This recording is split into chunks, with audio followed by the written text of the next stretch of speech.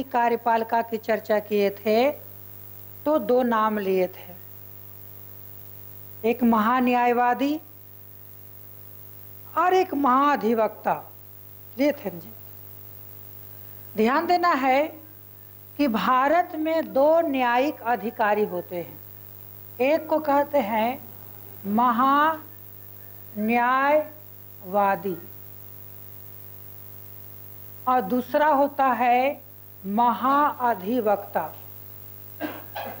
केंद्र में महान्यायवादी होते हैं और राज्यों में महाअधिवक्ता होते हैं।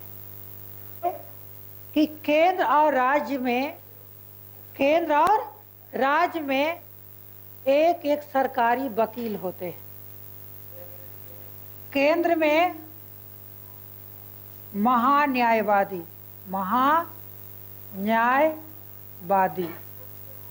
और राज्य में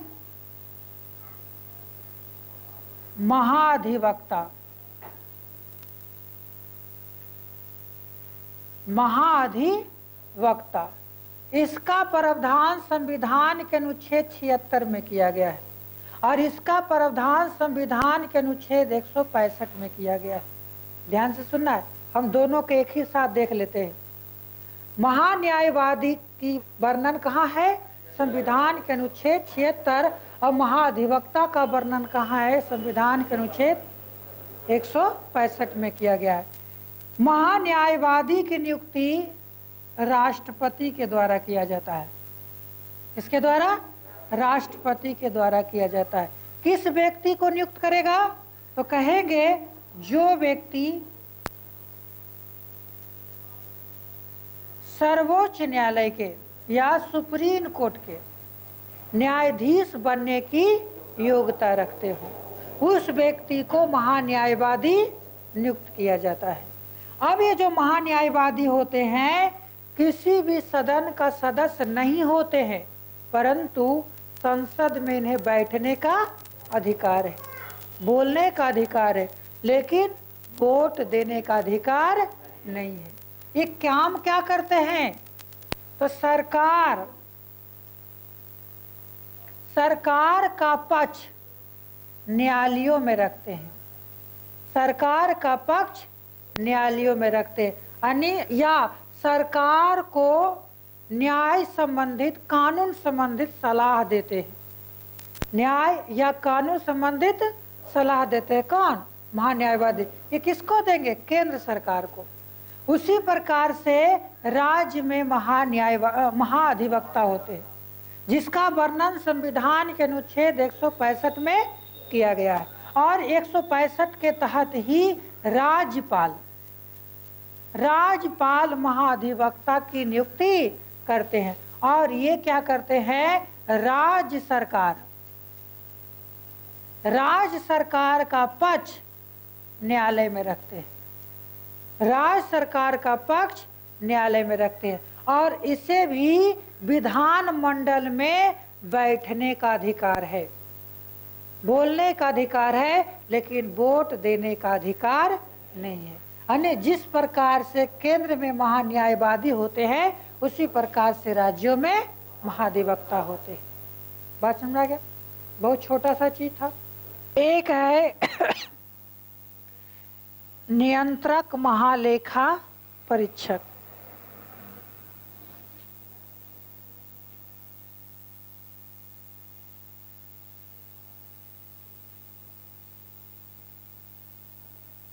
नियंत्रक महालेखा परीक्षक।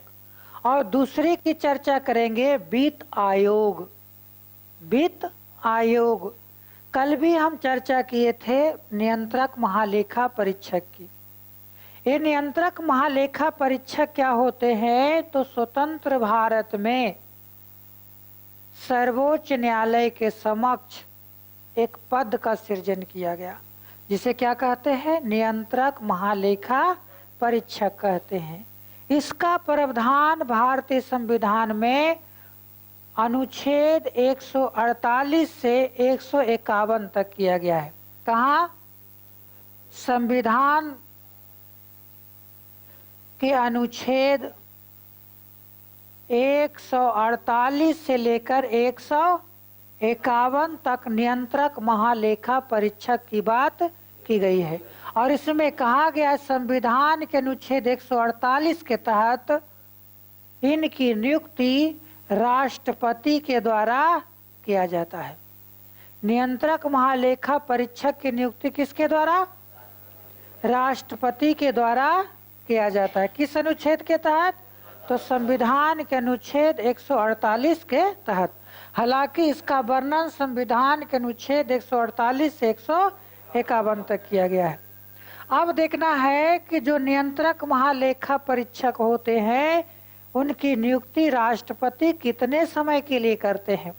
तो राष्ट्रपति जो है इनकी नियुक्ति 6 वर्षों के लिए करते हैं। कितने वर्षों के लिए? 6 वर्षों के लिए करते हैं। या कहेंगे नियंत्रक महालेखा परीक्षक का कार्यकाल कितना होता है?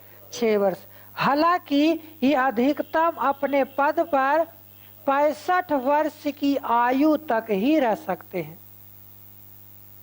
65 वर्ष की आयु तक ही अपने पद पर बने। या तो 6 वर्ष पूरा हो जाए या उसका एज 65 वर्ष पूरा हो जाए, वो अपने पद को त्याग देते हैं।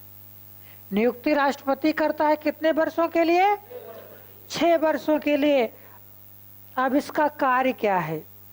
नियंत्रक महालेखा परीक्षक का कार्य क्या है? तो कहेंगे इसका मुख्य कार्य है वित्तीय प्रणाली को नियंत्रण करना। क्या काम है? भारत में वित्तीय प्रणाली को नियंत्रित करना। और दूसरा काम है केंद्र एवं राज्य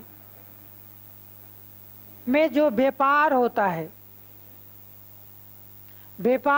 उसका लेखा जोखा की सूचना राष्ट्रपति तक पहुंचाता है। राज्यों में जो व्यापार होते हैं, केंद्रों में जो व्यापार होते हैं, या किसी भी प्रकार का उत्पादन होता है तो उसके लेखा जोखा का हिसाब राष्ट्रपति तक पहुंचाते हैं। कौन? नियंत्रक महालेखा परीक्षक।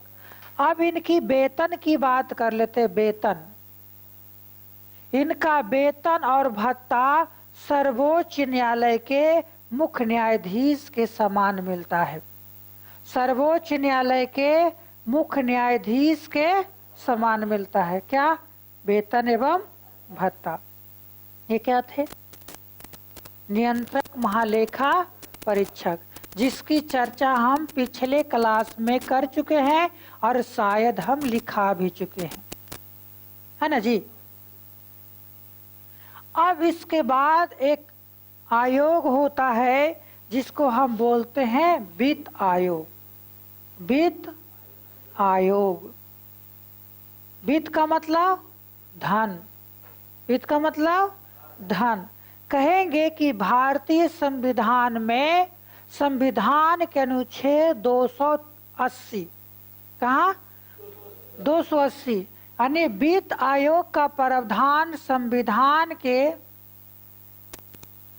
अनुच्छेद 280 में किया गया है। कहाँ किया गया है? संविधान के अनुच्छेद 280 में किया गया है। अब वित्त आयोग का गठन कौन करेगा? तो राष्ट्रपति। राष्ट्रपति। वित्त आयोग का गठन कौन करते हैं? राष्ट्रपति करते हैं 5 वर्षों के लिए। कितने वर्षों के लिए? 5 वर्षों के लिए। यानी वित्त आयोग का कार्यकाल कितना होगा? तो 5 वर्ष होगा। अब देखना है कि वित्त आयोग में एक अध्यक्ष होते हैं और 4 अन्य सदस्य होते हैं। वित्त आयोग अकेले नहीं बनता है, इसमें क्या होते हैं? एक अध्यक्ष और 4 अन्य सदस्य होते हैं। इन चारों को मिलाकर हम क्या कहते हैं?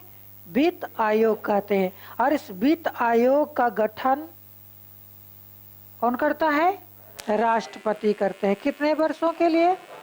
प्रत्येक 5 वर्षों के लिए वित्त आयोग का गठन राष्ट्रपति के द्वारा किया जाता है। अब जो वित्त आयोग के अध्यक्ष होते हैं उनके बनने की क्या योग्यता होनी चाहिए?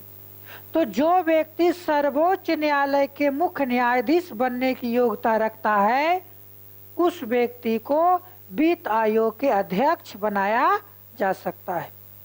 क्या कहेंगे? जो व्यक्ति सर्वोच्च न्यायालय के मुख्य न्यायाधीश बनने की योग्यता रखता है उस व्यक्ति को वित्त आयोग का गठन या वित्त आयोग के अध्यक्ष बनाया जा सकता है। किसके द्वारा? राष्ट्रपति के द्वारा। अब देखना है कि वित्त आयोग क्या करता है। वित्त आयोग क्या करता है और इसका काम क्या है? तो कहेंगे वित्त आयोग जो है वो केंद्र और राज्यों के बीच वित्तीय बंटवारा करता है। क्या कहेंगे? केंद्र एवं राज्य के बीच वित्तीय बंटवारा करता है, धन का बंटवारा। वित्त माने क्या हुआ? धन। अनेक धन का बंटवारा करता है। कहने का मतलब केंद्र और राज्यों के बीच वित्त संबंधित अगर कोई विवाद होता है, या आपको पता होगा कि वर्तमान समय में 3 प्रकार की जीएसटी लगता है। कौन कौन? एसजीएसटी, सीजीएसटी और आईजीएसटी। ये तीनों का बंटवारा कौन लेगा, किसको पैसा जाएगा, इसका सब का निर्णय कौन लेते हैं? वित्त आयोग लेते हैं। बात समझ में आ गई वित्त आयोग का? इसमें कोई